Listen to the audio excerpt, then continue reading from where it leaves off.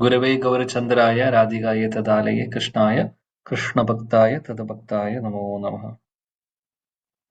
നഷ്ടപ്രായേഷു അഭദ്രേഷു നിത്യം ഭാഗവത സേവയ ഭഗവതി ഉത്തമ ശ്ലോകി ഭക്തിർഭവതി നൈഷ്ഠ. കൃഷ്ണായ വാസുദേവായ ദേവകീ നന്ദനായ ച നന്ദഗോപകുമാരായ ഗോവിന്ദായ നമഃ. ഹരേ കൃഷ്ണ. പ്രിയപ്പെട്ട എല്ലാ ഭക്തർക്കും എൻ്റെ വിനീതമായ പ്രണാമം. ഇന്നലെ നമ്മൾ ഭഗവാന്റെ കൃപ കൊണ്ട് ശ്ലോകം 27 വരെയാണ് പഠിച്ചിട്ടുണ്ടായിരുന്നത്. അധ്യായം 11 ഭഗവാൻ കൃഷ്ണന്റെ അതീന്ദ്രിയമായിട്ടുള്ള ആ സൗന്ദര്യത്തെ കുറിച്ച് നമ്മൾ അവസാനം ചർച്ച ചെയ്തത് 27ാമത്തെ ശ്ലോകമാണ്.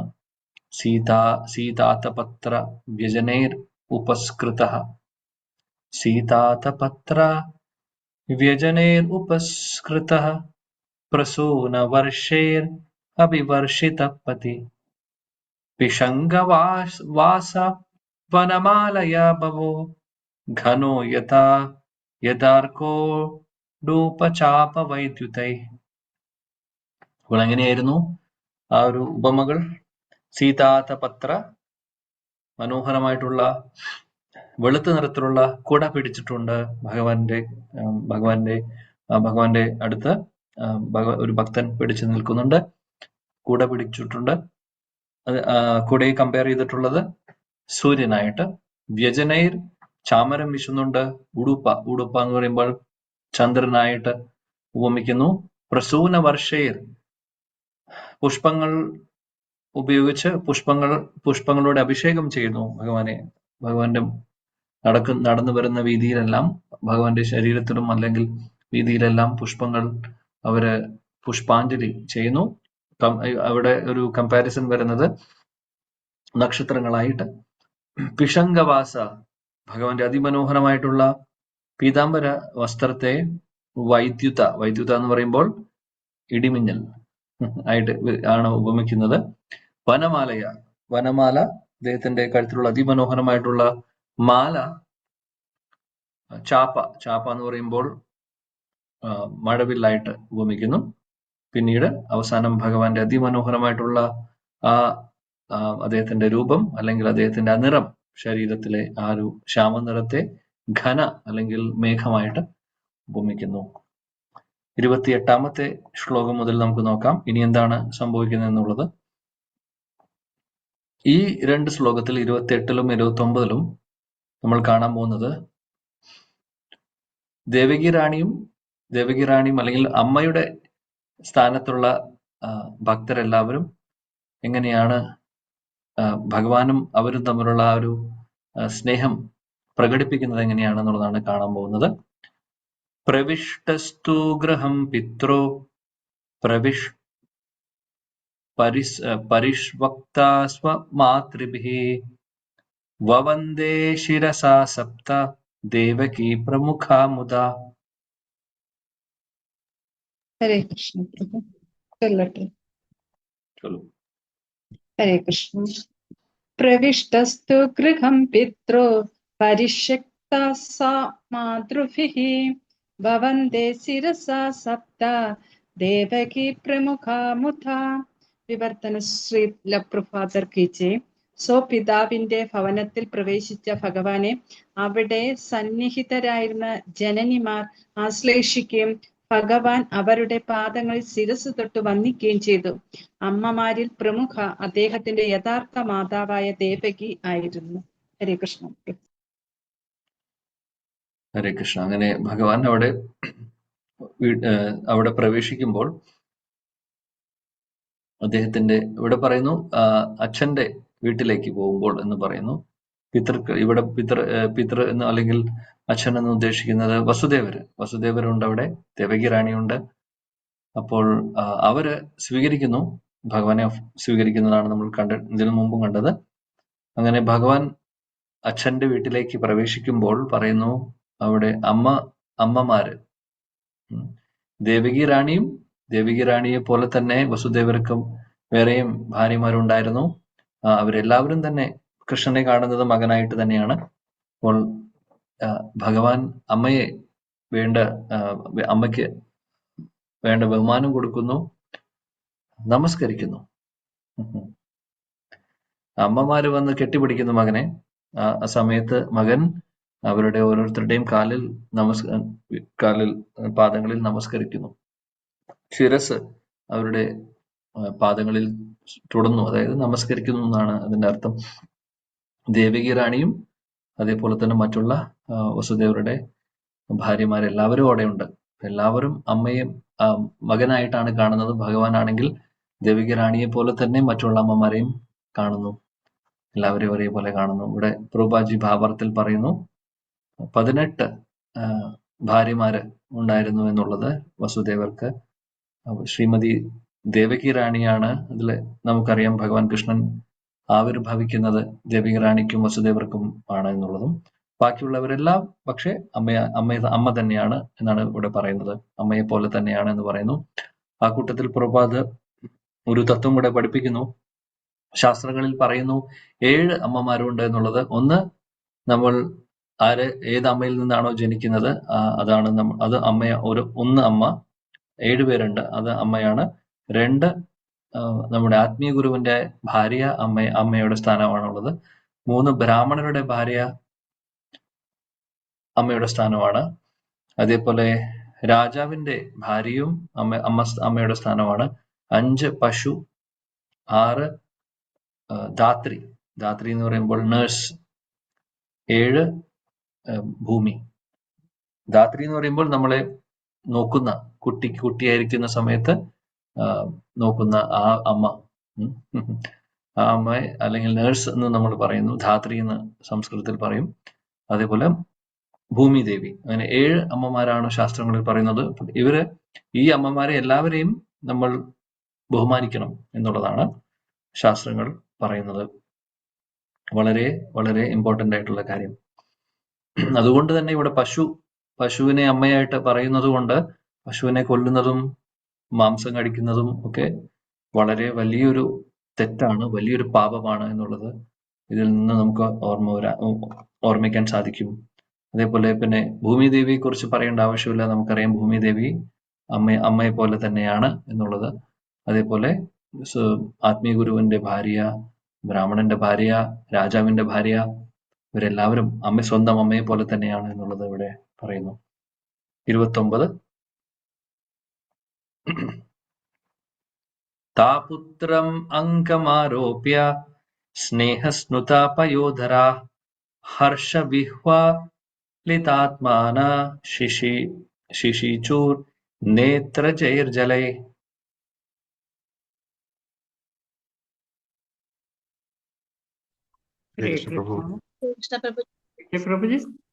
ഹരേ കൃഷ്ണ. മീനമാതജി വായിക്കും. ശ്ലോകം 29. പുത്രമംഗമാരോപ്യ സ്നേഹസ്നുതപയോദരാഃ ഹർഷവിഹ്വലിതാത്മാനഃ ശിശിചുർനേത്രജൈർജലൈഃ. വിവർത്തനം. ഹരേ കൃഷ്ണ. അവരുടെ പുത്രനെ ആശ്ലേഷിച്ച ശേഷം അമ്മമാർ അദ്ദേഹത്തെ അവരുടെ മടിയിൽ ഇരുത്തി. പരിശുദ്ധമായ വാത്സല്യത്താൽ അവരുടെ സ്തനങ്ങളിൽ നിന്നും പാൽ ചുരന്നു. ആനന്ദ പാരവശ്യത്തിലായ അവരുടെ നയനങ്ങളിൽ നിന്നും പ്രവഹിച്ച അശ്രുക്കൾ ഭഗവാനെ ഈറനണിയിച്ചു. ഹരേ കൃഷ്ണ. ഹരേ കൃഷ്ണ. അമ്മമാര് മകനെ ആലിംഗനം ചെയ്യുന്നു, അതിനുശേഷം മകനെ മടിയിലിരുത്തുന്നു. അമ്മമാരുടെ സ്നേഹം എപ്പോഴും, മക്കൾക്ക് എത്ര വയസ്സായി കഴിഞ്ഞാലും മക്കളോടുള്ള സ്നേഹം അതിന് ഒരു വ്യത്യാസം ഉണ്ടാവില്ല. എങ്ങനെയായിരുന്നു കുട്ടിയായിരുന്നപ്പോഴുള്ള സ്നേഹം അതേപോലെ തന്നെയാണ് വലുതായി കഴിഞ്ഞാലും ഉണ്ടാവുന്നത്. ഇതിൽ നിന്നൊക്കെ ഈവൻ നമ്മുടെ കൂട്ടത്തിലും നമുക്കറിയാം അമ്മമാരുടെ സ്നേഹം. ഭഗവാനോടുള്ള സ്നേഹം പിന്നെ പറയേണ്ട ആവശ്യമില്ല. ഇത് ഭഗവാന്റെ സ്വന്തം അമ്മ മാത്രമല്ല, ബാക്കി എല്ലാ അമ്മമാർക്കും ഒരേപോലെയാണ് അനുഭവം, അല്ലെങ്കിൽ ഒരേപോലെയാണ് അവർക്കുള്ള ഫീലിങ്സും. അപ്പൊ ഇവരെല്ലാവരും ഇവിടെ പറയുന്നു അമ്മമാരെന്നാണ് പറയുന്നത്. ഒരമ്മയുടെ കാര്യം മാത്രമല്ല പറയുന്നത്, അവരെല്ലാവരും തന്നെ. താ പുത്രം അങ്കം ആരോപ്യ എന്ന് പറഞ്ഞു കഴിഞ്ഞാൽ എല്ലാ അമ്മമാരും മകനെ മടിയിലിരുത്തുന്നു എന്നാ പറയുന്നത്. അങ്ങനെ ആ വാത്സല്യ ഭാവത്തിൽ അവർ മകനെ മടിയിലിരുത്തുന്നു, ഭഗവാനെ മടിയിലിരുത്തുന്നു. അവരുടെ സ്ഥാനങ്ങളിൽ നിന്ന് പാല് ഓട്ടോമാറ്റിക്കലി വരുന്നു എന്നാ പറയുന്നത്.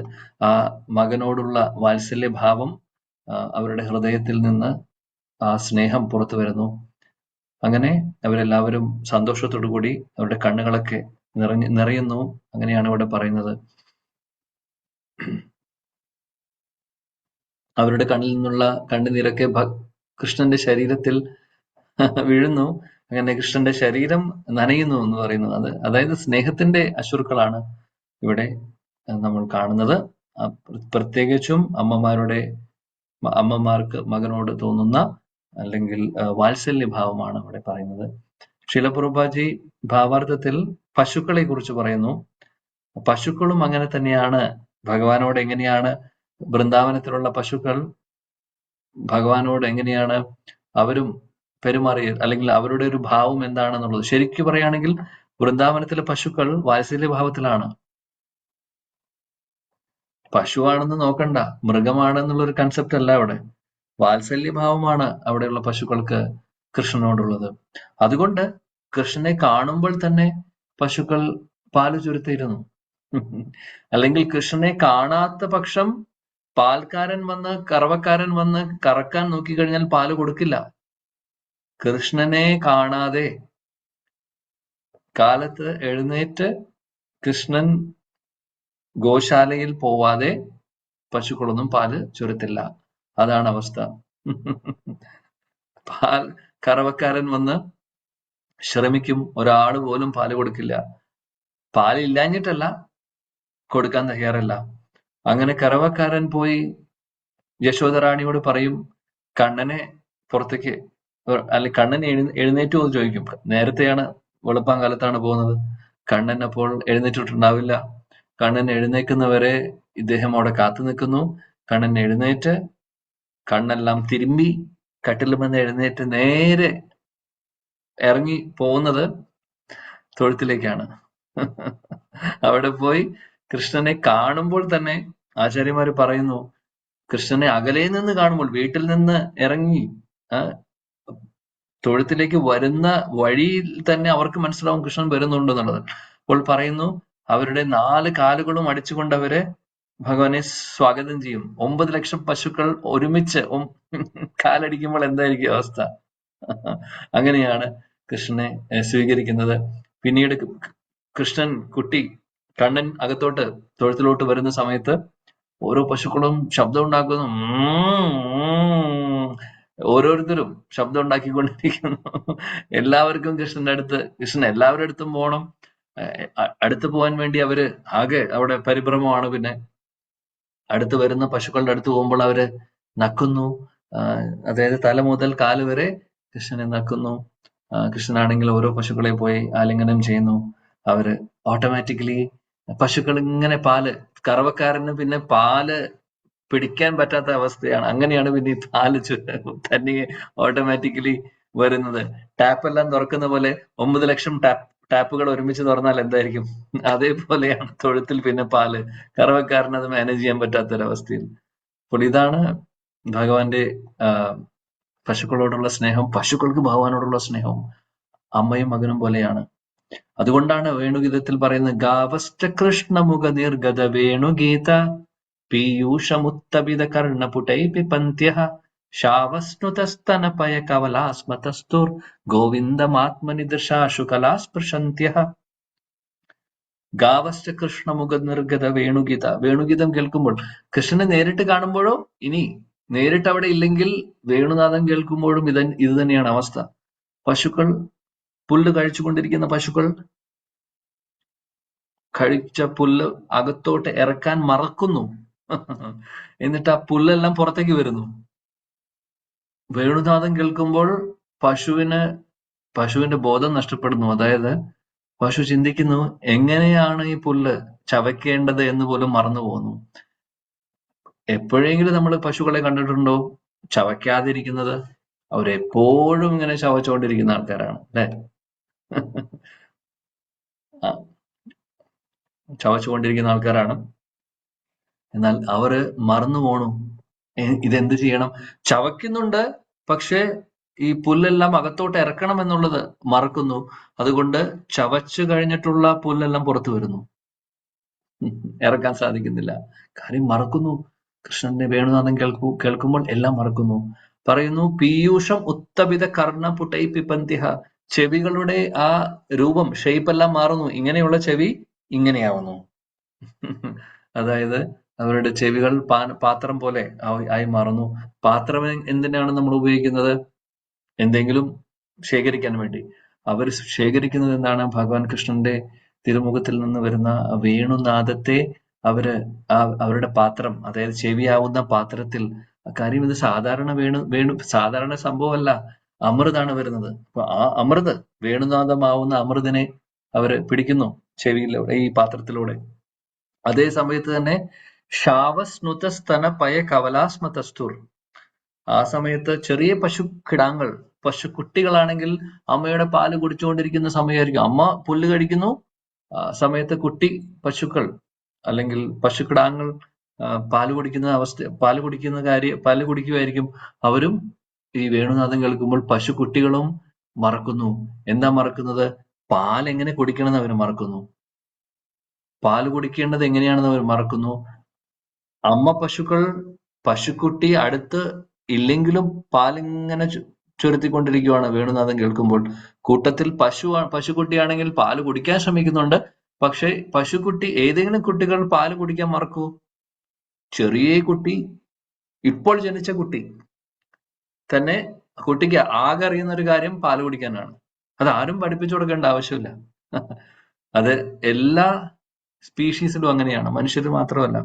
അപ്പോൾ പശുക്കുട്ടിക്ക് പാല് കുടിക്കാൻ പഠിപ്പിച്ചു കൊടുക്കേണ്ട ആവശ്യമില്ല. പക്ഷെ ആ പശുക്കുട്ടി പോലും പാല് കുടിക്കാൻ മറക്കുന്നു. പശുക്കുട്ടികൾ എല്ലാവരും, അവരും കുടിക്കുന്ന പാലെല്ലാം പുറത്തു വരുന്നു, അകത്തോട്ട് ഇറക്കുന്നില്ല. അതാണ് പറയുന്നത് ശാവസ്നുത സ്തന പയ കവലാസ്മതസ്തുർ ഗോവിന്ദമാത്മനിദർശാഷു കലാസ്പർശന്തിഹ. ഗോവിന്ദന്റെ, ഭഗവാന്റെ ആ അതിമനോഹരമായിട്ടുള്ള വേണുനാഥം കേൾക്കുമ്പോൾ ഉണ്ടാവുന്ന എഫക്റ്റുകളാണ് ഇതെല്ലാം. അപ്പോൾ ഭഗവാനും പശുക്കളും തമ്മിലുള്ള സ്നേഹബന്ധം പറയാനില്ല. പശുക്കൾ ഒന്ന് ശബ്ദം ഉണ്ടാക്കിയാൽ മതി, അവിടെ പിന്നെ എല്ലാം ഉപേക്ഷിച്ച് അവിടെ വന്നിരിക്കും കൃഷ്ണൻ. വേറെ എല്ലാ പരിപാടികളും അവസാനിപ്പിച്ച് പശുക്കളുടെ അടുത്ത് വന്നിരുന്ന് പിന്നെ സംസാരിക്കും. പശുക്കളോട് സംസാരിക്കും, പശുക്കൾ തിരിച്ചും സംസാരിക്കും. നമ്മൾ വിചാരിക്കും എങ്ങനെ അത് സാധിക്കുന്നു? കൃഷ്ണന് എല്ലാ മൃഗങ്ങളുടെയും ഭാഷ അറിയാം. പശുക്കളോട് സംസാരിക്കും, അതേപോലെ പക്ഷികളോട് സംസാരിക്കും, തത്തയോട് സംസാരിക്കും, അതേപോലെ തന്നെ മയിലിനോട് സംസാരിക്കും, എല്ലാ മൃഗങ്ങളോടും സംസാരിക്കും. അദ്ദേഹത്തിന് എല്ലാവരുടെയും ഭാഷ അറിയാമായിരുന്നു എന്നല്ല, അറിയും എന്നുള്ളത് ഇപ്പോഴും നടന്നുകൊണ്ടിരിക്കുന്നു. ശ്ലോകം 30. അതാവിശത് സ്വഭവനം സർവകാമം അനുത്തമം പ്രസാദയത്ര പത്നീനാം സഹസ്രാണി ച ഷോഡശ. ഹരേ കൃഷ്ണ പ്രഭു, ചൊല്ലിക്കോട്ടെ. ഹരേ കൃഷ്ണ. ശ്ലോകം 30. ഹരേ കൃഷ്ണ. ശ്ലോകം 30. അതാവിശാത് സ്വഭവനം സർവകാമാനുത്തമം പ്രസാദയത്ര പത്നീനാം സഹസ്രാണി ച ഷോഡശ. വിവർത്തനം ശ്രീല പ്രഭുപാദർ കി ജയ്. അനന്തരം ഭഗവാൻ തന്റെ 16,000-ലധികം പത്നിമാർ താമസിക്കുന്ന തികച്ചും പരിപൂർണമായ അവിടുത്തെ കൊട്ടാരങ്ങളിൽ പ്രവേശിച്ചു. ഹരേ കൃഷ്ണ. ഹരേ കൃഷ്ണ പ്രഭു. കൃഷ്ണൻ കൊട്ടാരങ്ങളിലേക്ക് പ്രവേശിക്കുന്നു. ഇവിടെ പറയുന്നു 16,108 രാജ്ഞിമാരുണ്ട് കൃഷ്ണന്. ഓരോരുത്തർക്കും ഓരോ കൊട്ടാരങ്ങളുണ്ട്, അതിമനോഹരമായിട്ടുള്ള കൊട്ടാരങ്ങൾ. ഭഗവാൻ അങ്ങനെ ഓരോ കൊട്ടാരങ്ങളിലേക്കും പ്രവേശിക്കുന്നു ഒരേ സമയത്ത്. ഒരു വീട്ടിൽ നിന്ന് അടുത്ത വീട്ടിലേക്ക് കുറച്ചു കഴിഞ്ഞിട്ട് പോകുന്നതല്ല, ഒരേ സമയത്ത് അദ്ദേഹം 16,108 കൊട്ടാരങ്ങളിൽ പ്രവേശിക്കുന്നു. ഇതെല്ലാം ഭഗവാന് മാത്രമേ സാധിക്കുകയുള്ളൂ വിസ്തരിക്കുവാൻ. ഒരേപോലെ വിസ്തരിക്കുന്നു അദ്ദേഹം. അതാണ് ഭഗവാൻ കൃഷ്ണന്റെ ശക്തികളും. അദ്ദേഹത്തിന് ചെയ്യാൻ സാധിക്കാത്തതായിട്ടുള്ള ഒന്നുമില്ല.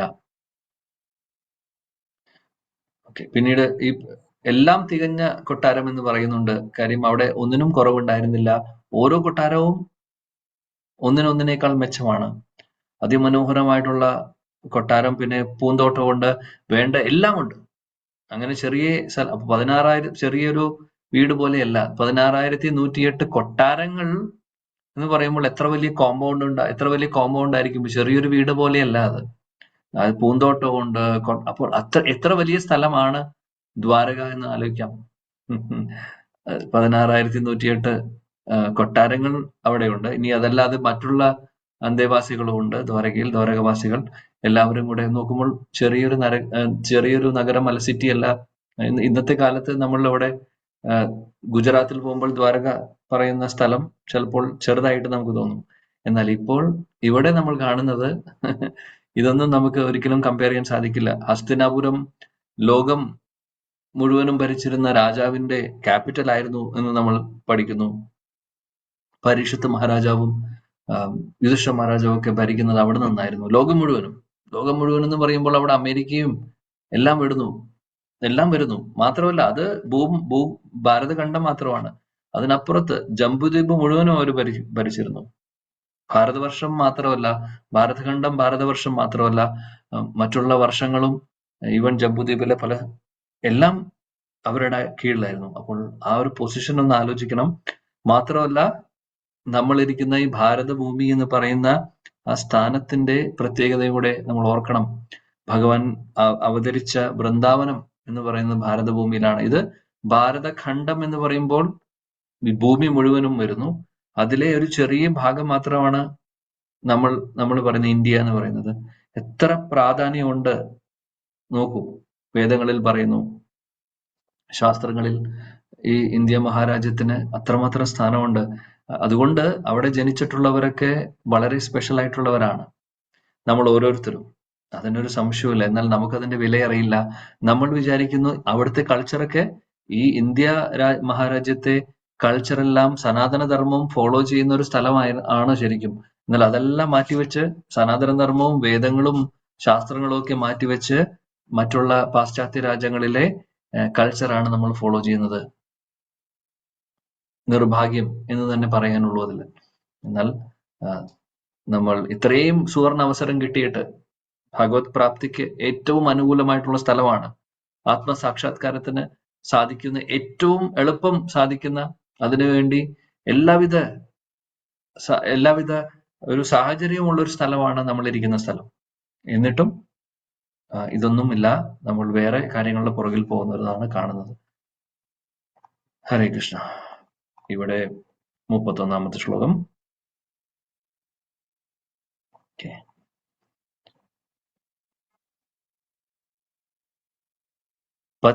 പത്ന്യാ പതിം പ്രോഷ്യ ഗൃഹാനുപാഗതം വിലോക്യ സഞ്ജാതമനോ മഹോത്സവാ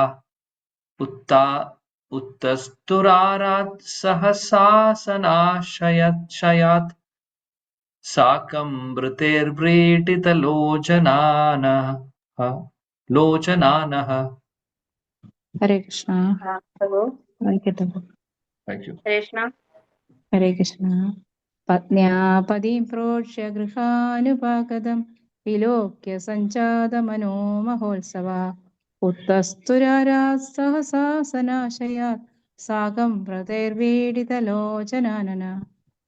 വിവർത്തനം ബൈ ശ്രീല പ്രഭുപാദ്. ജയ ശ്രീല പ്രഭുപാദ്. ദീർഘകാലം പരദേശത്ത് വസിച്ച ശേഷം സ്വഭവനത്തിൽ തങ്ങളുടെ ഭർത്താവിനെ ദർശിക്കുകയാൽ ശ്രീകൃഷ്ണ ഭഗവാന്റെ രാജ്ഞിമാർ മനസ്സിൽ ആഹ്ലാദിച്ചു. രാജ്ഞിമാർ അവരുടെ ഇരിപ്പിടങ്ങളും ഏകാഗ്ര ചിത്തകളുമൊക്കെ വെടിഞ്ഞ് ഉടൻ തന്നെ എഴുന്നേറ്റു. സാമാന്യ മര്യാദയനുസരിച്ച് അവർ നാണത്തോടെ മുഖം മറയ്ക്കുകയും ലജ്ജയോടെ ഭഗവാനെ വീക്ഷിക്കുകയും ചെയ്തു. ഹരേ കൃഷ്ണ. ഹരേ കൃഷ്ണ. ഇവിടെ അതിമനോഹരമായിട്ട് നമുക്ക് കാണാം, ഭഗവാൻ കൃഷ്ണൻ ഓരോ കൊട്ടാരങ്ങളിലേക്ക് പ്രവേശിക്കുമ്പോൾ, ഭർത്താവിനെ കാണുമ്പോൾ ഓരോ കൊട്ടാരത്തിലേക്കും ഒരേ സമയത്താണ് പ്രവേശിക്കുന്നത്. ഒരുപാട് നാളുകൾക്ക് ശേഷമാണ് കാണുന്നത്. അതുകൊണ്ട് അവർക്ക് ഒരുപാട് സന്തോഷം ഹൃദയത്തിൽ തോന്നുന്നു. അവരിയ്ക്കുന്ന സ്ഥലത്ത് നിന്ന് എഴുന്നേറ്റ് അവര് എപ്പോഴും ഭഗവാനെ ധ്യാനിച്ചുകൊണ്ടിരിക്കുകയാണ്. അപ്പോൾ ഭഗവാൻ നേരിട്ട് അവിടെ വരുമ്പോൾ ഇനി എഴുന്നേൽക്കുന്നു. അപ്പോൾ നാണം കൊണ്ട് മുഖം മറയ്ക്കുന്നു. ആ കണ്ണുകൾ, അതായത് അത് ആ ഒരു സ്ത്രീകളുടെ സാധാരണ ഒരു നേച്ചറാണ് ഇതെല്ലാം. അപ്പോൾ നാണം വരുന്നവർക്ക് മുഖമെല്ലാം അവര് മറയ്ക്കുന്നു കൃഷ്ണനെ കണ്ടപ്പോൾ. ശില വിശ്വനാഥ് ചക്രവർത്തി ഠാക്കൂർ ഈ ഒരു അവസരത്തിൽ പറയുന്നു, അദ്ദേഹം പറയുന്നു, ഒരേ സമയത്ത് ഭഗവാൻ കൃഷ്ണൻ ഓരോ കൊട്ടാരങ്ങളിലേക്ക് പ്രവേശിക്കുന്നു എന്ന് പറയുന്നു. ഓരോ രാജ്ഞിമാരും ചിന്തിക്കുന്നത് എന്റെ അടുത്തേക്കാണ് ആദ്യം കൃഷ്ണൻ വന്നത് എന്നുള്ളത്. അതും അദ്ദേഹം പറയുന്നു. അതായത് എന്റെ അടുത്തേക്കാണ് ആദ്യം കൃഷ്ണൻ വന്നിട്ടുള്ളത് എന്ന് അവർക്ക് തോന്നുന്നു. പക്ഷെ ഒരേ സമയത്ത് എല്ലായിടത്തും അദ്ദേഹം പോയിട്ടുണ്ട് അല്ലെങ്കിൽ പോകുന്നുണ്ട്. പിന്നെ പറയുന്നു സഞ്ജാത മനോ മഹോത്സവ, അവരുടെ മനസ്സെല്ലാം ഒരുപാട് സന്തോഷത്തിൽ, മഹോ ഉത്സവമാണ്, ഉത്സവം പോലെ അത്രമാത്രം സന്തോഷമാണ് അവർക്ക് തോന്നിയത് അവരുടെ ഹൃദയത്തിൽ. അങ്ങനെ അവരിയ്ക്കുന്ന ഇരിക്കുന്ന സ്ഥലത്ത് നിന്ന് എഴുന്നേൽക്കുന്നു, എന്നിട്ട് ഭഗവാനെ നോക്കുന്നു. അതാണ് പറയുന്നത്. എന്നാൽ ശരിക്കും നേരിട്ട് നോക്കുന്നില്ല. കാര്യം നാണം കാരണം അങ്ങനെ ചെറുതായിട്ട് നോക്കുന്നു. മുഖം തല കീഴെ വെച്ചുകൊണ്ട് നോക്കുവാണ് ചെയ്യുന്നത്. വ്രീഡിത ലോചനാനഹ എന്നാണ് പറയുന്നത്. തല കുമ്പിട്ട് വെച്ചിരിക്കുവാണ്, പക്ഷെ എന്നിട്ടും കണ്ണുകൾ കൊണ്ട് നോക്കുന്നു, നാണം കാരണം. അപ്പോൾ ഇതാണ് ശില ചക്രവർത്തി പാദം ഇവിടെ ഈ ഒരു അവസരത്തിൽ അദ്ദേഹം പറയുന്നത്.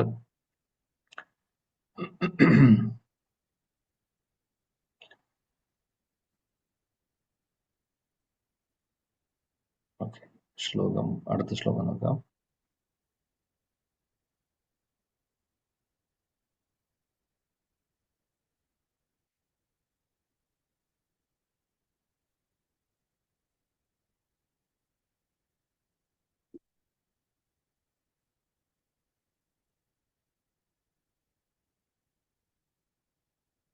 അടുത്ത ശ്ലോകമല്ല, അതിനു മുമ്പ് ശില പ്രഭാത് ഇവിടെ ഭഗവാന്റെ വിസ്തരണത്തെ കുറിച്ച് പറയുന്നു. 16,108 ആയിട്ട്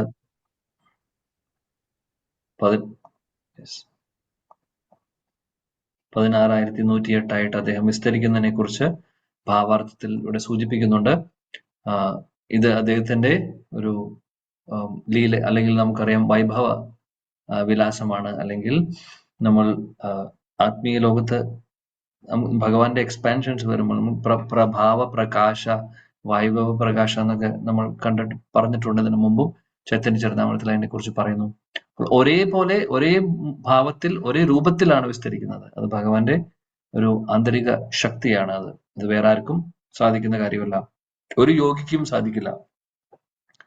ഒരേ സമയത്ത്, ഒരേ ഭാവത്തിൽ, ഒരേ രൂപത്തിൽ, ഒരേ സമയത്ത് ഉണ്ടാവുക എന്ന് പറയുന്നത് അത് കൃഷ്ണന് മാത്രമേ സാധിക്കുകയുള്ളൂ.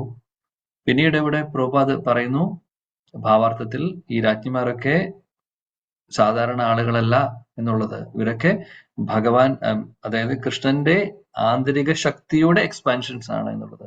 നമ്മൾ ഇന്നലെ പറഞ്ഞിരുന്നു, ആന്തരിക ശക്തി എന്ന് പറയുന്ന ആരാണ്? ഭഗവാന്റെ ആന്തരിക ശക്തി ആരാണ്? ശ്രീമതി രാധാറാണി. രാധാറാണിയുടെ എക്സ്പാൻഷൻസ് ആണ് ഇവരെല്ലാവരും. ഗോപിഗണ, മഹിഷിഗണ, ലക്ഷ്മിഗണ നമ്മൾ ഇന്നലെ പറഞ്ഞിരുന്നു ഈ ക്ലാസ്സിൽ. ഇവരെല്ലാവരും മഹിഷിഗണ രാജ്ഞിമാരാണ്. ഗോപികമാരുടെ ഒരു വിസ്തരണമാണ്, ശ്രീമതി രാധാറാണിയുടെ വിസ്തരണം തന്നെയാണ് എന്നുള്ളത് നമ്മൾ ഇവിടെ ഈ ഒരു അവസരത്തിൽ ഓർക്കണം.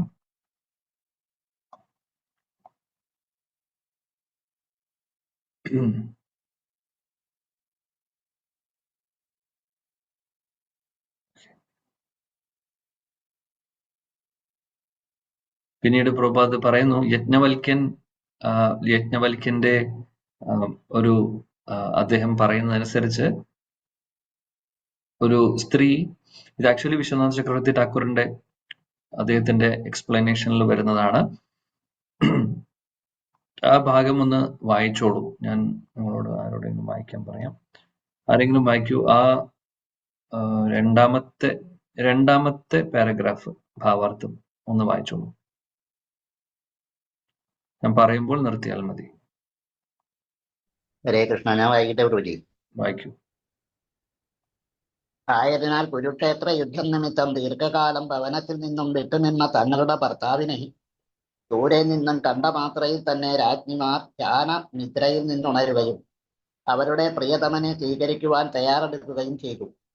യജ്ഞവാൽക്യന്റെ ധാർമ്മിക അനുശാസനങ്ങൾ അനുസരിച്ച് ഭർത്താവ് ഭവനത്തിൽ നിന്നും വിദൂരത്തിലായിരിക്കുന്ന കാലത്ത് ഒരു സ്ത്രീ സാമൂഹ്യ ചടങ്ങുകളിൽ പങ്കെടുക്കുവാനോ ശരീരത്തെ അലങ്കരിക്കാനോ പാടുള്ളതല്ല.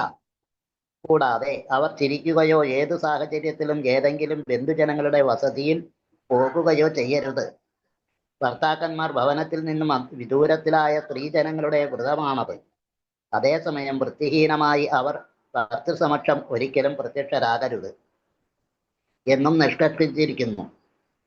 അവൾ ആഭരണങ്ങളാൽ അലങ്കൃതയായി നല്ല വസ്ത്രങ്ങൾ ധരിച്ച് എപ്പോഴും സന്തോഷത്തോടെയും ഉല്ലാസഭരിതയായുമായിരിക്കണം ഭർത്തൃസമക്ഷം പ്രത്യക്ഷയാകേണ്ടത്. ശ്രീകൃഷ്ണ ഭഗവാന്റെ അഭാവത്തെക്കുറിച്ച് ചിന്തിച്ച് ധ്യാനമഗ്നരായി അവിടുത്തെ രാജ്ഞിമാരെല്ലാം സദാ അവിടുന്നിനെ ധ്യാനിക്കുകയായിരുന്നു. ഭഗവാനെ ധ്യാനിക്കാതെ ഭഗവത് ഭക്തർക്ക് ഒരു നിമിഷം പോലും ജീവിക്കാൻ സാധ്യമല്ല.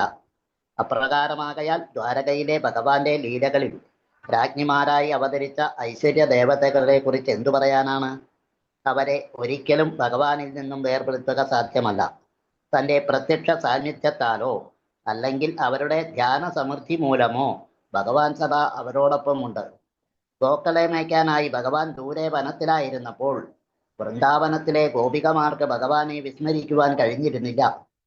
ബാലനായ ശ്രീകൃഷ്ണ ഭഗവാൻ ഗ്രാമത്തിലില്ലാതിരിക്കുമ്പോൾ അവിടുത്തെ മൃദുലമായ പാദങ്ങളാൽ പര്യുക്തനായ നിരത്ത് നടക്കുന്നതിനെ കുറിച്ചോർത്ത് വീട്ടിലിരിക്കുന്ന ഗോപികമാർ ആശങ്കപ്പെടുമായിരുന്നു. അപ്രകാരം ആലോചിച്ച് അവർ ചിലപ്പോൾ ധ്യാന സമാധിയിൽ പരവശരാവുകയും ഹൃദയവ്യഥ അനുഭവിക്കുകയും ചെയ്തിരുന്നു. ശുദ്ധ ഭഗവത് സഹചാരികളുടെ അവസ്ഥ അത്തരത്തിലുള്ളതാകുന്നു. അവർ സദാ സമാധിയിലാകുന്നു. ആകയാൽ ഭഗവാന്റെ അഭാവത്തിൽ രാജ്ഞിമാരും അപ്രകാരം സമാധിയിലായിരുന്നു.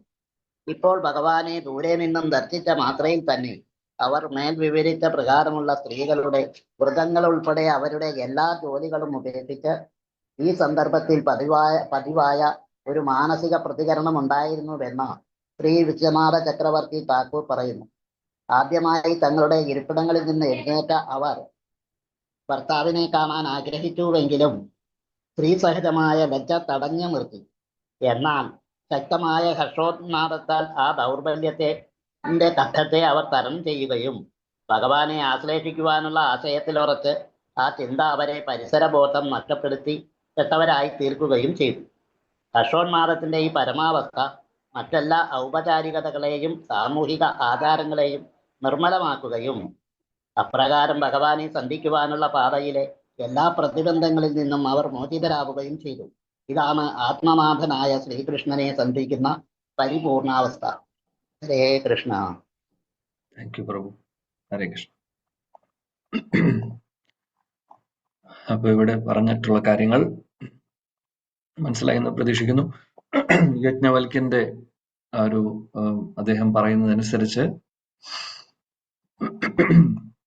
സ്ത്രീകളാരും ഭർത്താവില്ലാത്ത സമയത്ത് നല്ല വേഷം കെട്ടുകയോ അല്ലെങ്കിൽ മറ്റുള്ള പരിപാടികളിൽ പങ്കെടുക്കാൻ പോവുകയോ അതൊന്നും ഈവൻ ബന്ധുജനങ്ങളുടെ വീട്ടിൽ പോവുകയോ ഒന്നും സാധാരണ ചെയ്യാറില്ല.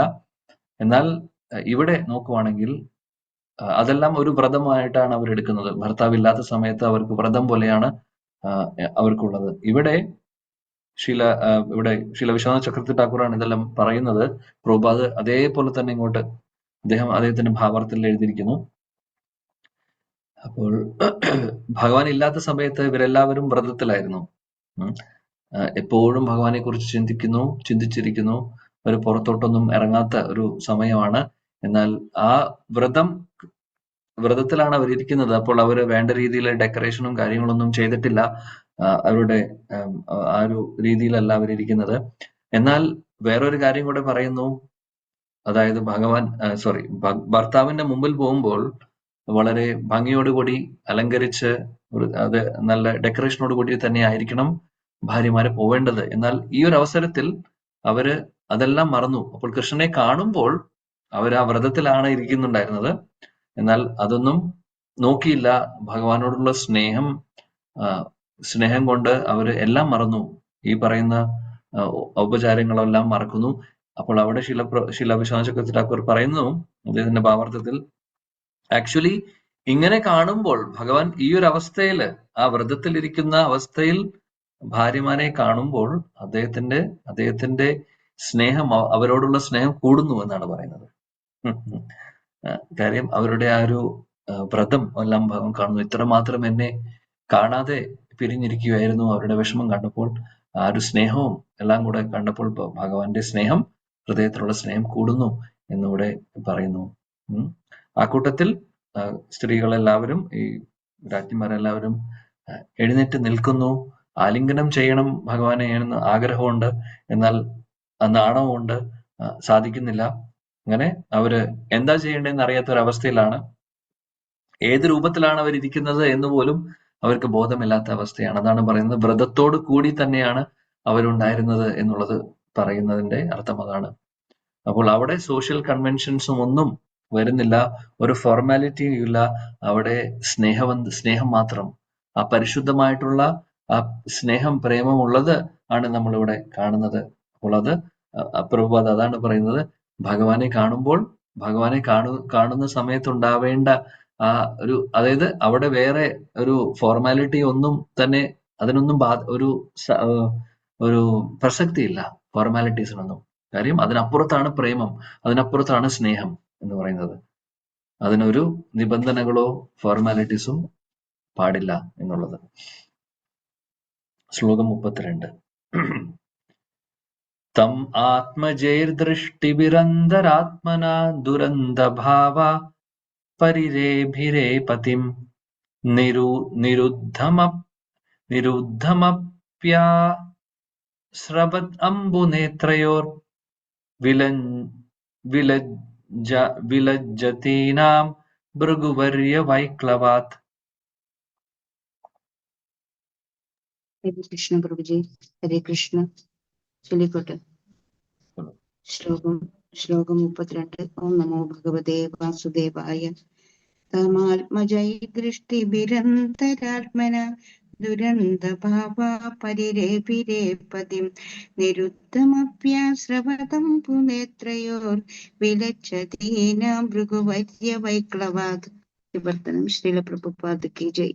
ദുസ്തരമായ ഹർഷോന്മാദം അത്ര ശക്തമാകയാൽ ലജ്ജാവതികളായ രാജ്ഞിമാർ ഭഗവാനെ അവരുടെ ഹൃദയത്തിന്റെ ഉള്ളറയിൽ ആദ്യം ആലിംഗനം ചെയ്തു. പിന്നീട് അവരവിടുന്ന് ദൃഷ്ടി കൊണ്ട് ആലിംഗനം ചെയ്തു.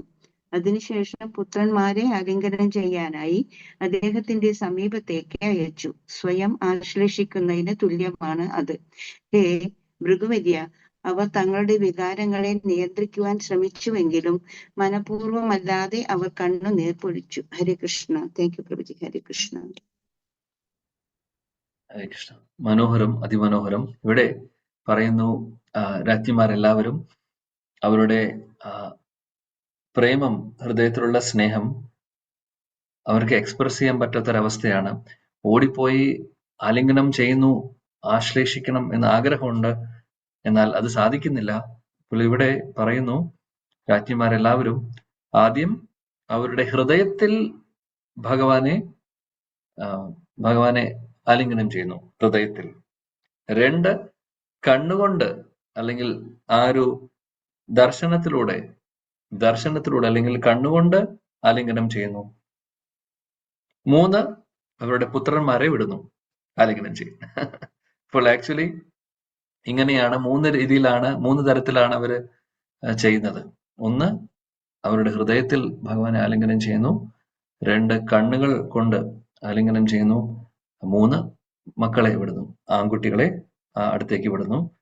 അവിടെ പറയുന്നു, കുട്ടികളെ ആലിംഗനം ചെയ്യുന്നത് അത് ആക്ച്വലി അവര് കൃഷ്ണനെ ആലിംഗനം ചെയ്യുന്നതിന് തുല്യമാണ് എന്നുള്ളത്. കാര്യം അവരുടെ മക്കളാണ്. അപ്പോൾ ആ ഒരു സെയിം എഫക്റ്റ് ആണ് എന്ന് പറയുന്നു. ഇവിടെ ശില പ്രഭുപാദി അതും ഇവിടെ ഭാവാർത്ഥത്തിൽ പറയുന്നുണ്ട്. മകനെ ആലിംഗനം ചെയ്യുന്നത് ശരിക്കും പറയുകയാണെങ്കിൽ ആ ഒരു സ്നേഹത്തിന്റെ ഒരു ഭാഷയിൽ അത് ഭാര്യ ഭർത്താവിനെ ആലിംഗനം ചെയ്യുന്നത് പോലെ തന്നെയാണ്. കാര്യം മകൻ ജനിക്കുന്നത് രണ്ടുപേരുടെയും മകനാണ്. അപ്പോൾ ആ മകനെ ആലിംഗനം ചെയ്യുമ്പോൾ അതേ എഫക്റ്റ് തന്നെയാണ് എന്നുള്ളത് പറയുന്നു, ആ സ്നേഹത്തിന്റെ ഭാഷയിൽ പറയുവാണെങ്കിൽ. പിന്നെ ഇവിടെ എടുത്തു പറയാൻ മനോഹരമായിട്ടുള്ള ഒരു എക്സ്പ്ലനേഷൻ ആണ് ഇവിടെ. ആക്ച്വലി 3 രീതിയിൽ, 1, 2, 3 നമ്മൾ കണ്ടു. ഇനി കണ്ണുകൾ കൊണ്ടുള്ള ആ ആലിംഗനെ കുറിച്ച് പ്രഭുപാദും പറയുന്നുണ്ട്.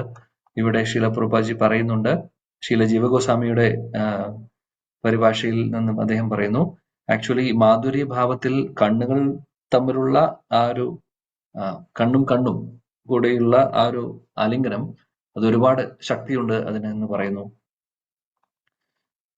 അപ്പോൾ ഈ ഒരു കാര്യമായിട്ട് ബന്ധമുള്ള ഒരു ശ്ലോകമുണ്ട്. ആക്ച്വലി ഇത് രൂപഗോസ്വാമി അദ്ദേഹത്തിന്റെ പദ്യാവലിയിൽ പറയുന്നു. അവിടെ ഗോപീനാം നയനോൽപലാർച്ചിതനും എന്നൊരു വേർഡ് വരുന്നുണ്ട്. മനോഹരമായിട്ടുള്ള ഭഗവാൻ കൃഷ്ണന്റെ രൂപ മാധുര്യയെ കുറിച്ച് പറയുന്ന ശ്ലോകമാണിത്.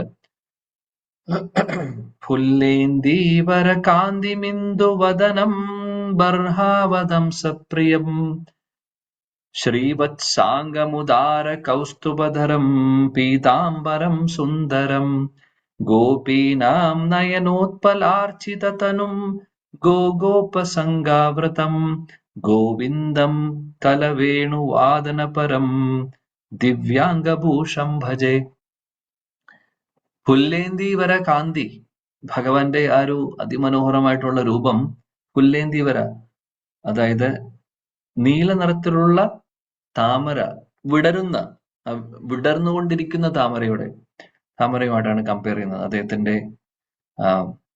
കാന്തി, നീല നിറം. അതേപോലെ ഇന്ദുവദനം, ഭഗവാന്റെ വദനം, മുഖം എന്ന് പറയുമ്പോൾ ചന്ദ്രനായിട്ട് ഉപമിക്കുന്നു. ബർഹാവദാംസപ്രിയം, തലയിൽ നമുക്കറിയാം ഭഗവാന്റെ തലയിൽ മയിൽപീലിയുണ്ട്, ബർഹ. ശ്രീവത്സാംഗം, ശ്രീവത്സമുണ്ട്. ഉദാര കൗസ്തുഭധരം, കൗസ്തുഭ മണിയുണ്ട്. ശ്രീവത്സമുണ്ട്, കൗസ്തുഭമുണ്ട്, അതേപോലെ മയിൽപീലിയുണ്ട്. പിന്നെന്താണ്? പീതാംബരം സുന്ദരം, അതിമനോഹരമായിട്ടുള്ള പീതാംബര വസ്ത്രമുണ്ട്. ഇനി വരുന്ന വരിയാണ് ഇതുമായിട്ട് ഇവിടെ ഒരു കമ്പയർ ചെയ്യാൻ പറ്റുന്നത്. അതായത് ഈ ശ്ലോകത്തിൽ പറയുന്നു കണ്ണുകൾ കൊണ്ട് ഭഗവാനെ ആശ്ലേഷിക്കുന്നു എന്ന് പറയുന്നു അല്ലെ. അതുമായിട്ട് കമ്പയർ ചെയ്യുന്നതാണ് പറയുന്നത് ഇവിടെ. എന്താണെന്ന് വെച്ചാൽ ഗോപീനാം നയനോൽപലാർച്ചിതതനും. സോ ഇവിടെ അതായത് ഗോപികമാരുടെ അവരുടെ ആ ഒരു ദൃഷ്ടി, അല്ലെങ്കിൽ ഭഗവാനെ ആലിംഗനം ചെയ്യുന്നത്, അല്ലെങ്കിൽ ഭഗവാനെ ആരാധിക്കുന്നത് എങ്ങനെയാണെന്ന് പറയുന്നത്, ഗോപികമാരുടെ ആ ഒരു കണ്ണുകൾ കൊണ്ട് അവര് പുഷ്പാഭിഷേകം ചെയ്തുകൊണ്ടിരിക്കുകയാണ് എന്നാണ് പറയുന്നത്. നയനോൽപലാർച്ചിത തനും, ഭഗവാന്റെ ആ ഒരു സ്വരൂപത്തിൽ അവര് നോക്കുന്നു എന്നാണ് ഉദ്ദേശിക്കുന്നത്. ഗോപികമാര് നോക്കുന്നു ഭഗവാനെ, പക്ഷെ സാധാരണ ഒരു നോട്ടമല്ല ഗോപികമാരുടെ ആ ഒരു അവര് നോക്കുന്നത്. ആ സ്നേഹം അല്ലെങ്കിൽ പ്രേമം, താമരപ്പൂക്കൾ അല്ലെങ്കിൽ മനോഹരമായിട്ടുള്ള സുഗന്ധമുള്ള പുഷ്പങ്ങൾ ഭഗവാന്റെ ആ ഒരു ശരീരത്തിൽ പുഷ്പാഞ്ജലി ചെയ്യുന്നത് പോലെയാണ് അവരുടെ ആ ഒരു നോട്ടം. അതാണ് ഗോപീനാം നയനോൽപലാർച്ചിത തനും. പിന്നെ ഗോപ സംഗാവൃതം, ഭഗവാന്റെ കൂടെ എപ്പോഴും പശുക്കളുണ്ട്, ഗോപന്മാരുണ്ട്. ഗോവിന്ദം കലവേണുവാദനപരം ദിവ്യാംഗഭൂഷണം ഭജേ. ഗോവിന്ദം കലവേണുവാദനപരം, ഭഗവാന്റെ അതിമനോഹരമായിട്ടുള്ള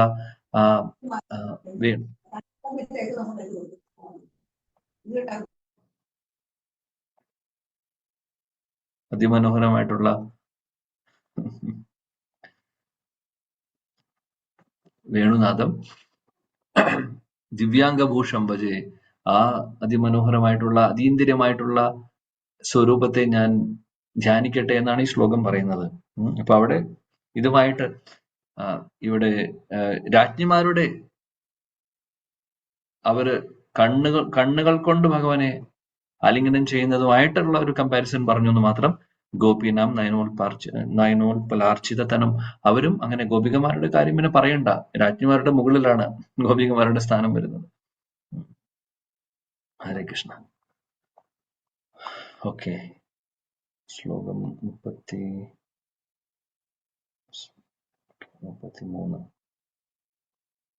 33.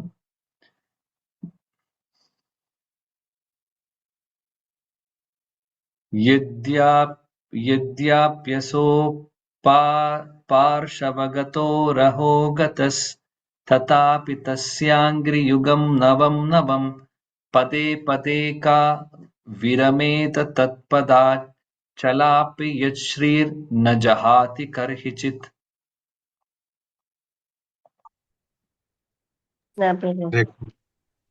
നമോ ഭഗവതേ വാസുദേവായ. ശ്ലോകം 33. യദ്യപ്യസൗ പാർശ്വഗതോ രഘോ ഗത തഥാപി തസ്യാം കൃയുഗം നവം നവം പദേ പദേ കാ വിരമേദ തത്പദാ ചലാഭിയച്ചീർണ ജഹാതി കർഹിചിത്. വിവർത്തനം ശ്രീല പ്രഭുപാദർ കി ജയ്. ശ്രീകൃഷ്ണ ഭഗവാൻ സദാ അവരുടെ പാർശ്വത്തിൽ തികച്ചും ഏകനായി നിലകൊണ്ടിരുന്നുവെങ്കിലും അവിടുത്തെ പാദകമലങ്ങൾ അവർക്ക് നവനവമായി അനുഭവപ്പെട്ടു.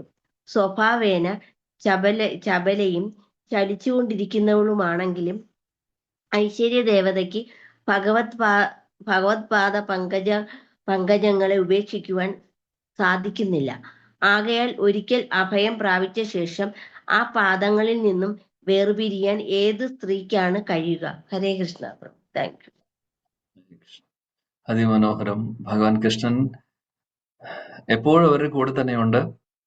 ഇവിടെ പറയുന്നു, ഈ രാജ്ഞിമാർക്കൊക്കെ ഭഗവാനെ കാണുമ്പോൾ പതേ പതേക്ക വിരമേ തത്പദാത്, അവർക്ക് നവമായിട്ട് തോന്നുന്നു, പുതിയതായിട്ട് തോന്നുന്നു. കാര്യം ഭഗവാനെ കാണുമ്പോൾ അതാണ് ഭഗവാന്റെ നാമ രൂപ ഗുണ ലീല രൂപം, ഇതെല്ലാം രൂപമാവട്ടെ നാമമാവട്ടെ അദ്ദേഹത്തിന്റെ ഗുണങ്ങളാവട്ടെ അത് ലീലകളാവട്ടെ, അതെല്ലാം നമ്മൾ ഓരോ പ്രാവശ്യം കാണുമ്പോഴും കേൾക്കുമ്പോഴും ഒക്കെ നവമായിട്ട് തോന്നുന്നു.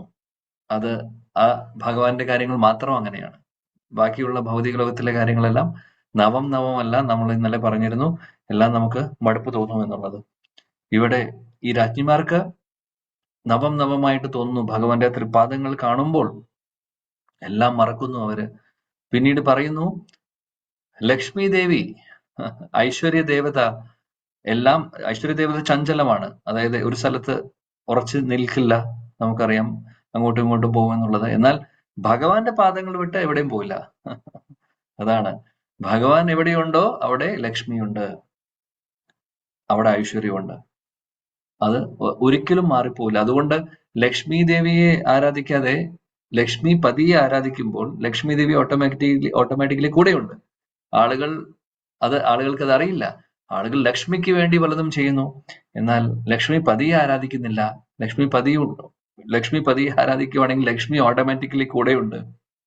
കാര്യം ലക്ഷ്മി ദേവിക്ക് ഭഗവാന്റെ പാദങ്ങൾ വിട്ട് എവിടെയും പോകാൻ സാധിക്കില്ല. ഭഗവാൻ എവിടെയുണ്ടോ അവിടെ എല്ലാ ഐശ്വര്യങ്ങളും ലക്ഷ്മിയും ഉണ്ട്. വൃന്ദാവനം സഖിഭുവോ വിതനോതി കീർത്തിം യദ്ദേവകീ സുതപദാംബുജലബ്ധലക്ഷ്മി ഗോവിന്ദ വേണുമനുമത്ത മയൂര നൃത്യം പ്രേക്ഷ്യാദ്രിസാനവരതാന്യ സമസ്ത സത്വം. വൃന്ദാവനം സഖിഭുവോ വിതനോതി കീർത്തിം യദ്ദേവകീ സുതപദാംബുജലബ്ധലക്ഷ്മി ഗോവിന്ദ വേണുമനുമത്ത മയൂര നൃത്യം പ്രേക്ഷ്യാദ്രിസാനവരതാന്യ സമസ്ത സത്വം. വൃന്ദാവനം സഖിഭുവോ വിതനോതി കീർത്തിം. വൃന്ദാവനത്തിന്റെ കീർത്തി വർദ്ധിച്ചു എന്നാണ് പറയുന്നത്. യത് ദേവകി സുത പദാംബുജ ലബ്ധലക്ഷ്മി.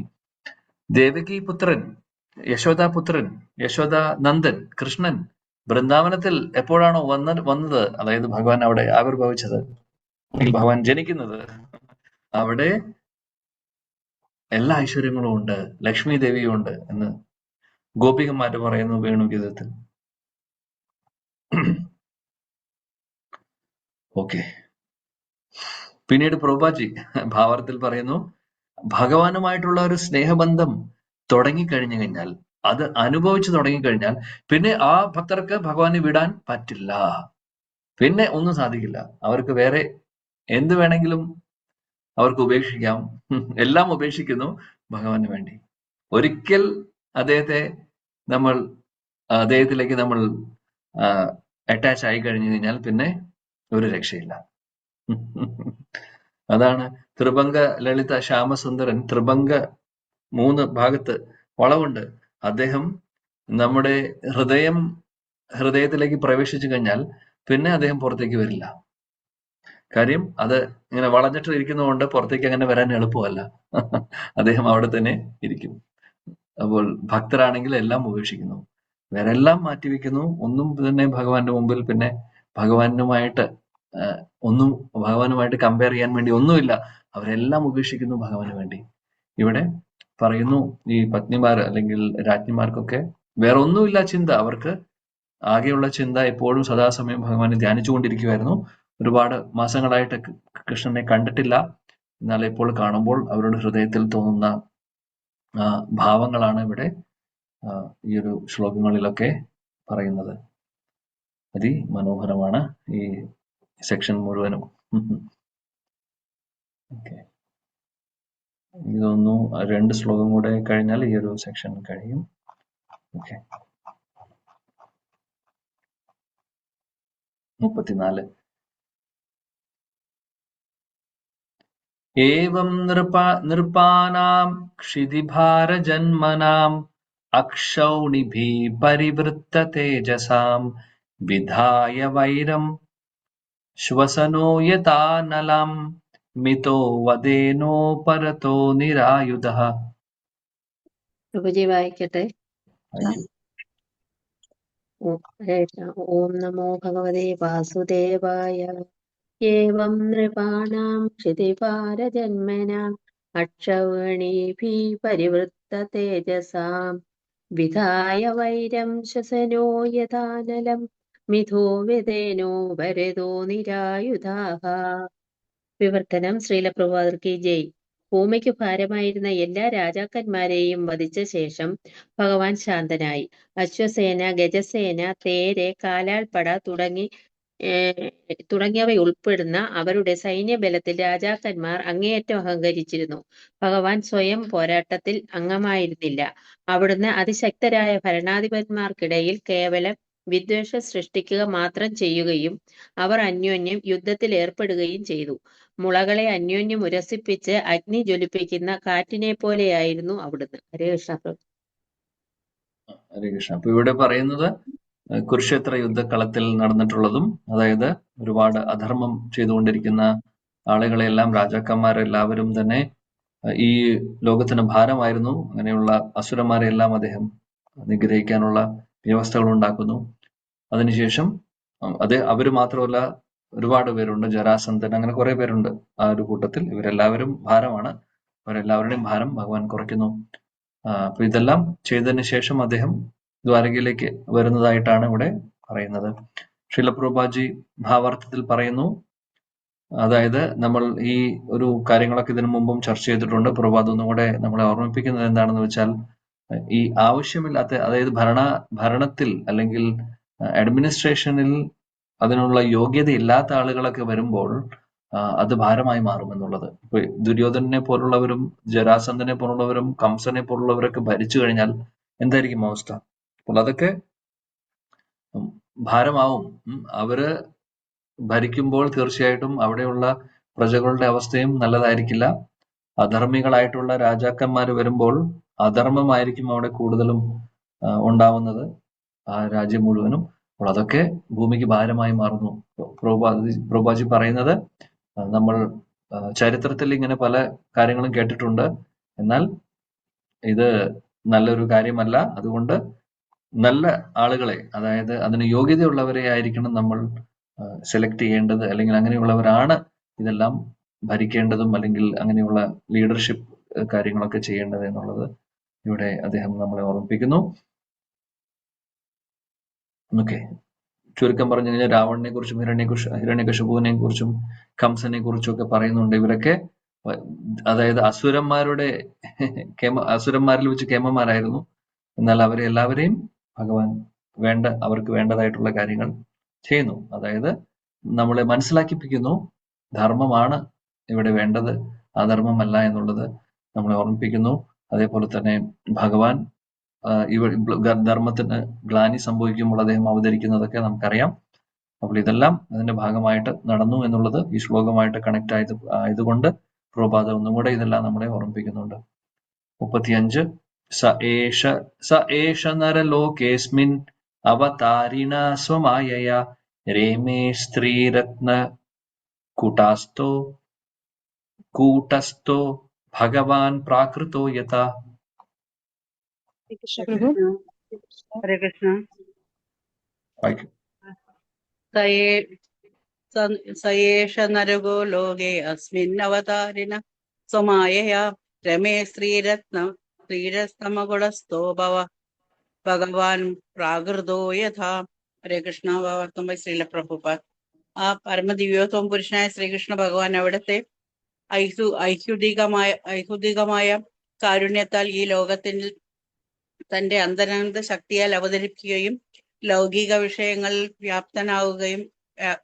വ്യാപ്തനായിരിക്കുന്നത് പോലെ യോഗ്യരായ സ്ത്രീജനങ്ങളുടെ മധ്യേ സ്വയം ആസ്വദിക്കുകയും ചെയ്തു. ഹരേ കൃഷ്ണ.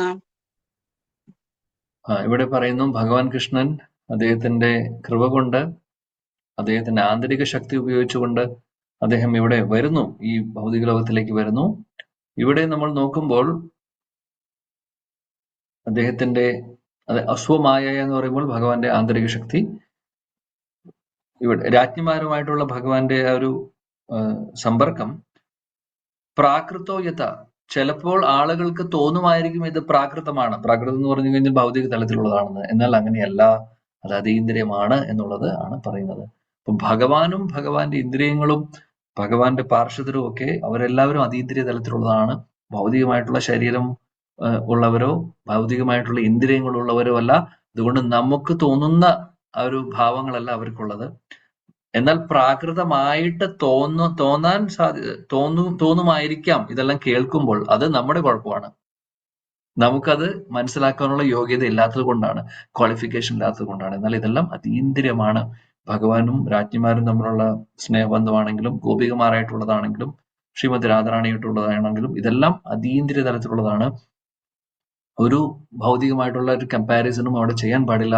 അത് വലിയൊരു അപരാധമാണ് എന്നുള്ളത് നമ്മൾ ഓർക്കുക. പിന്നീട് പ്രഭുപാദി ഭാവാർത്ഥത്തിൽ പറയുന്നു, ഈ രാജ്ഞിമാരെല്ലാവരും സാധാരണ ആളുകളെയല്ല. അവരൊക്കെ എത്രയോ കോടാനുകോടി വർഷങ്ങൾ തപസ്യകൾ ചെയ്ത് ഭഗവാനെ ഭർത്താവായി വേണമെന്ന് ആഗ്രഹിച്ച് വന്നിട്ടുള്ളവരാണ്. അങ്ങനെയുള്ളവർ സാധന സിദ്ധി നേടിയിട്ടുള്ളവർ ഇതിൽ കുറെ പേരുണ്ട്. അങ്ങനെ വന്നിട്ടുള്ളവരാണ്. അങ്ങനെ അവർ പ്രാകൃതരല്ല, സാധാരണ ആളുകളല്ല. അപ്പൊ ഇവിടെ സാധാരണ മനുഷ്യര് നമ്മുടെ ഇടയിൽ ഉള്ള ആ സ്നേഹവും അല്ലെങ്കിൽ ശരീരത്തോട് തോന്നുന്ന സ്നേഹമൊന്നുമല്ല ഇത്. ഇതെല്ലാം ആത്മീയ തലത്തിലുള്ളതാണ്, അതീന്ദ്രിയ തലത്തിലുള്ളതാണ് എന്നുള്ളത് നമ്മൾ ഓർക്കുക. അപ്പോൾ ഇങ്ങനെയുള്ള ലീലകളെല്ലാം കേൾക്കുമ്പോൾ, ഭഗവാനും ഗോപികമാരുമായിട്ടുള്ളതും ഭഗവാനും രാജ്ഞിമാരുമായിട്ടുള്ള ലീലകളൊക്കെ കേൾക്കുമ്പോൾ പ്രാകൃതമായിട്ട് ഒരിക്കലും നമ്മൾ ധരിക്കാൻ പാടില്ല. അങ്ങനെ ധാരണ തോന്നുന്നുണ്ടെങ്കിൽ ഓർക്കുക, നമ്മൾ എവിടെയും എത്തിയിട്ടില്ല. നമ്മുടെ ക്വാളിഫിക്കേഷൻ അല്ലെങ്കിൽ നമ്മുടെ യോഗ്യത വളരെ, അല്ലെങ്കിൽ നമ്മൾ ഇപ്പോഴും സ്കൂളിൽ പഠിക്കാൻ പോയി തുടങ്ങിയിട്ട് പോലുമില്ല എന്നുള്ളത്. അതുകൊണ്ടാണ് ഭഗവാൻ ഭഗവത്ഗീതയിലെ തത്വങ്ങളിൽ തന്നെ പറയുന്നത്, എന്തുകൊണ്ട് നമ്മൾ ഭഗവത്ഗീത ആദ്യം പഠിക്കണം എന്ന് പറയുന്നു. കാരണം ഭഗവാന്റെ പൊസിഷൻ നമ്മൾ മനസ്സിലാക്കണം.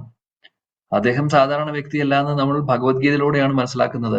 ഭഗവത്ഗീതയിലൂടെ ഭഗവാൻ പറയുന്നു, തെളിയിക്കുന്നുണ്ട്. അദ്ദേഹം തന്നെയെ നേരിട്ട് പറഞ്ഞുകൊണ്ടിരിക്കുകയാണ് അദ്ദേഹം ഭഗവാനാണെന്ന്. മതഃ പരതരം നാന്യത അദ്ദേഹം പറയുന്നു, അർജുനൻ പറയുന്നു, മറ്റുള്ള ആളുകളെല്ലാവരും പറയുന്നുണ്ട്. അഹം സർവസ്യ പ്രഭോ മതഃ സർവം പ്രവർത്തത, എല്ലാം ഭഗവാൻ പറയുന്നുണ്ടല്ലോ. ജന്മകർമ്മചമേ ദിവ്യം, എന്റെ ജന്മവും കർമ്മങ്ങളും ലീലകളും രൂപവും നാമവും എല്ലാം ദിവ്യമാണ്, പ്രാകൃതമല്ല. ആ ഒരു തത്വങ്ങളൊക്കെ ഹൃദയത്തിൽ ഇല്ലെങ്കിൽ പിന്നെ ഭാഗവതം കേൾക്കുമ്പോൾ, ഭാഗവതം പഠിക്കുമ്പോൾ നമുക്ക് മനസ്സിലാക്കാൻ സാധിക്കില്ല. പിന്നെ എന്തിനും പറയണം, ദശമസ്കന്ധത്തിലേക്ക് എത്തിക്കഴിഞ്ഞാൽ തെറ്റിദ്ധാരണകൾ മാത്രമായിരിക്കും. അതുകൊണ്ട് സിസ്റ്റമാറ്റിക്കലി തത്വങ്ങളെല്ലാം പഠിക്കണം. ഭഗവത്ഗീത പഠിച്ചതിന് ശേഷം ഭാഗവതം പഠിക്കണം എന്നൊക്കെ പറയുന്നതിന്റെ ഉദ്ദേശം ഇതാണ്. അതല്ല, വെറുതെ പറയുന്നതല്ല. അല്ലെങ്കിൽ ഇതെല്ലാം കഥയായിട്ട് നമ്മൾക്ക് തോന്നും, സിനിമാ കഥ പോലെയോ അല്ലെങ്കിൽ നമ്മുടെ ജീവിതത്തിൽ നടക്കുന്നത് പോലെയായിട്ടുള്ള കമ്പാരിസൺ ഒക്കെ നമ്മൾ ചെയ്യും. ഓഹോ, അത് വലിയൊരു അപരാധമാണ് എന്നുള്ളത് നമ്മൾ ഓർക്കേണ്ടതാണ്. ഓക്കെ, അത് പറഞ്ഞുകൊണ്ട് ഞാൻ അവസാനിപ്പിക്കുന്നു. ഭഗവാന്റെ കൃപയുണ്ടെങ്കിൽ അടുത്ത ക്ലാസ്സിൽ, അടുത്ത ആഴ്ചയിൽ നമ്മൾ ഈ ഒരു അധ്യായം, ഇനി കുറച്ച് ശ്ലോകം കൂടിയേ ഉള്ളൂ, 39 ശ്ലോകം കൂടിയേ ഉള്ളൂ. അത് കഴിഞ്ഞാൽ അടുത്ത അധ്യായം നമ്മൾ ആരംഭിക്കും. ഭഗവാന്റെ കൃപ കൊണ്ട് നമ്മൾ അത്യാവശ്യം ആ ഒരു സ്പീഡിൽ തന്നെ, വേഗതയിൽ തന്നെ പോകുന്നുണ്ട്. എന്നാലും നമ്മൾ ചർച്ച ചെയ്യേണ്ടതായിട്ടുള്ള കാര്യങ്ങളൊക്കെ ഭഗവാന്റെ കൃപ കൊണ്ട് ചർച്ച ചെയ്യുന്നുണ്ട്. പ്രധാനപ്പെട്ട കാര്യങ്ങളൊക്കെ നമ്മൾ ഭാവാർത്ഥത്തിൽ നിന്ന് ചർച്ച ചെയ്യുന്നു.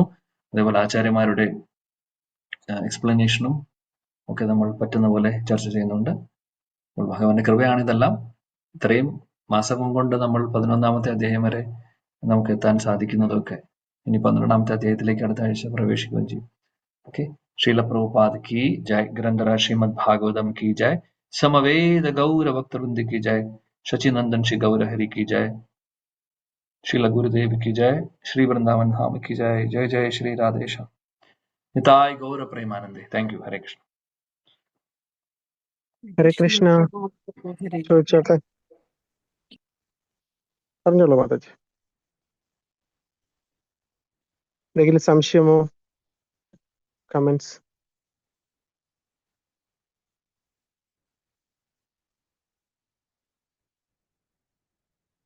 ഹരേ കൃഷ്ണ പ്രഭുജി. ഭഗവാൻ ദ്വാരകയിലേക്ക് പ്രവേശിച്ചപ്പോൾ തന്നെ പലതരം പല ഡൈവേർഷൻസ്, പല വിഭാഗങ്ങളിലുള്ള ആൾക്കാരുമായിട്ട് പലതരത്തിലാണ് ഭഗവാൻ അവരോടൊക്കെ വിഷ് ചെയ്തതും അവരോടെല്ലാം ഇന്ററാക്ട് ചെയ്തതും ഭഗവാനെ ഇന്ററാക്ട് ചെയ്തതും സ്വീകരിച്ചതും ഒക്കെ പല തരത്തിലായിരുന്നു. അതുപോലെ തന്നെ ഭഗവാനെ അകമ്പടി സേവിച്ച് വൃദ്ധരായിട്ടുള്ള ബ്രാഹ്മണരും പത്നിമാരോടൊപ്പം അകമ്പടി സേവിച്ചു എന്നൊക്കെ പ്രഭുജി നമുക്ക് നേരത്തെ പറഞ്ഞു തന്നിരുന്നു. ഇപ്പം ഭഗവാന്റെ അച്ഛനും അമ്മയും ആദ്യമായിട്ടാണ് നമ്മുടെ വ്യാസദേവൻ ഭഗവാന്റെ മാതാപിതാക്കളായ വസുദേവരെയും ദേവകി മാതാവിനെയും നമ്മുടെ മുന്നിൽ നിർത്തി തന്നത്. പാദങ്ങൾ പ്രണമിക്കുന്നു പ്രഭുജി. ഇത്രയും ഈ പ്രപഞ്ചത്തിന്റെ തന്നെ നാഥനായിട്ടുള്ള ഭഗവാന് അമ്മയും അച്ഛനുമായിട്ടുള്ള അവരുടെ പാദങ്ങൾ ആദ്യം തന്നെ പ്രണമിക്കുന്നു. പിന്നെ വസുദേവരുടെ മറ്റു പത്നിമാരും ഭഗവാന് ആർക്കാണ് ഭഗവാനെ മകനായിട്ടോ ഒരു ബന്ധത്തില് ആർക്കാണ് കാണാൻ പറ്റാതെ ഇരിക്കുക. അതുപോലെ തന്നെ ഭഗവാന്റെ ഭാര്യമാരും പ്രഭുജി ഇപ്പൊ പറഞ്ഞു ഒരു ധ്യാനത്തിലിരിക്കുകയായിരുന്നു, ഭഗവാനെ തന്നെ സ്മരിച്ച്. അതിൽ നിന്ന് തന്നെ നമുക്ക് മനസ്സിലാവുമല്ലോ അവര് ഏതോ മഹർഷിമാരോ ജ്ഞാനികളോ ചിത്തന്മാരോ ആരോ ഒക്കെ ആയിരുന്നിരിക്കണം ഭഗവാന്റെ ഭാര്യമാരായിട്ട്. അത്രയും അവരുടെ ഭക്തി കൊണ്ട് മെരിറ്റ് അവർക്കുണ്ട്. അതുകൊണ്ടാണ് അവരിങ്ങനെയൊക്കെ വന്ന് പറഞ്ഞിരിക്കുന്നത്. അതുപോലെ തന്നെ പ്രഭുജി പറഞ്ഞു ഓരോ ഭാര്യമാരും വിചാരിക്കും അത്ര എൻ്റെ അടുത്താണ് ഭഗവാൻ ആദ്യം വന്നിരിക്കുന്നതെന്ന്. അപ്പം നമ്മുടെ ഭഗവാന്റെ രാസലീല നടന്ന സമയത്ത് വൃന്ദാവനത്തിലുള്ള അതീന്ദ്രിയരായിട്ടുള്ള ഗോപികമാര്, അവരെ അങ്ങനെ പ്രഭുജി പറഞ്ഞത് വെച്ച് എനിക്ക് അങ്ങനെയാണ് പറയാൻ തോന്നുന്നത്. പശുക്കളായാലും ഗോപികമാരായാലും അവരെല്ലാം അതീന്ദ്രിയരാ, സാധാരണ മനുഷ്യരായിട്ട് വിചാരിക്കാൻ പറ്റൂല.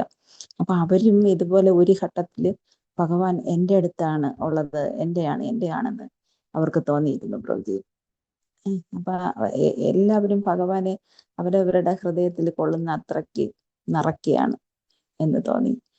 ഭഗവാൻ നമ്മുടെ കംസന്റെ കൊട്ടാരത്തില് ഭഗവാന്റെ ആ കുവലയപീഠത്തിനെ കൊന്നിട്ട് ആ കൊമ്പെടുത്ത് തോളിൽ വെച്ചിട്ട് അങ്ങോട്ടൊരു പ്രവേശനം നടത്തുമല്ലോ പ്രഭുജി.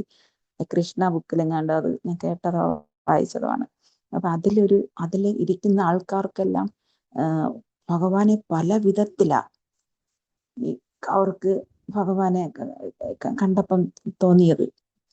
അതുപോലെ എനിക്ക് തോന്നി അവരുടെ ആ റിഫ്ലക്ഷൻസ് അങ്ങനെ തോന്നി. ഓരോരുത്തർക്കും ഓരോ രീതിയിൽ ഭഗവാനെ കണ്ടപ്പം ഭഗവാനെ സമൂഹത്തിലുള്ള ആ വേശ്യാസ്ത്രീകൾ പോലും ഭഗവാൻ എല്ലാവരെയും അക്സെപ്റ്റ് ചെയ്യുന്നുണ്ട്.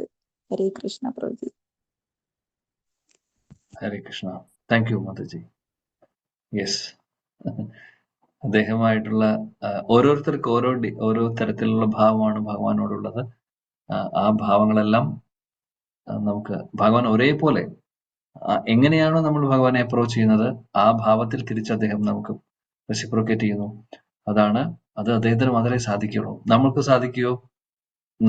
നമുക്ക് ഒരു സ്വഭാവം തന്നെ നിലനിർത്തിക്കൊണ്ട് സാധിക്കുന്നില്ല. ഇത് ഓരോരുത്തരും ഓരോ ഭാവത്തിൽ വരുമ്പോൾ അതനുസരിച്ചിട്ട് അങ്ങനെ തന്നെ തിരിച്ചവർക്ക് വേണ്ടത് കൊടുക്കുക എന്ന് പറയുന്നത് അത് അദ്ദേഹത്തിനെ സാധിക്കുകയുള്ളൂ. പിന്നെ മാതാജി പറഞ്ഞത് മനോഹരം. മധുരയില് കംസനെ നിഗ്രഹിച്ചതിന് ശേഷം, കംസനെ നിഗ്രഹിക്കുന്നതിന് മുമ്പ് കുവലയപീഠനെ ആയിട്ടുള്ള യുദ്ധമെല്ലാം കഴിഞ്ഞ് അദ്ദേഹം അവിടേക്ക് യുദ്ധക്കളത്തിലേക്ക് ഇറങ്ങുന്ന സമയത്ത് അവിടെയുള്ളവർക്കൊക്കെ തോന്നുന്നുണ്ടായിരുന്ന ആ ഒരു ശ്ലോകം, മനോഹരമായിട്ടുള്ള ശ്ലോകമാണ്. പല ഭാവങ്ങളാണ് ഓരോരുത്തർക്കും അവിടെ തോന്നുന്നു എന്നുള്ളത് മാതാജി പറഞ്ഞു. നല്ലൊരു കണക്ഷനാണ് അത്, തീർച്ചയായിട്ടും അതിമനോഹരം. നല്ലൊരു രംഗമാണ് അത് ശരിക്കും. Okay, thank you. എല്ലാവരോടും നന്ദി പറയുന്നു.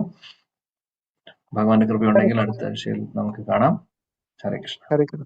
ഹരേ കൃഷ്ണ. എല്ലാവരും വരിക. പ്രഭുജിയോട് ആദരപൂർവ്വം 2 പ്രാവശ്യം ഹരേ കൃഷ്ണ മന്ത്രം ജപിക്കാം.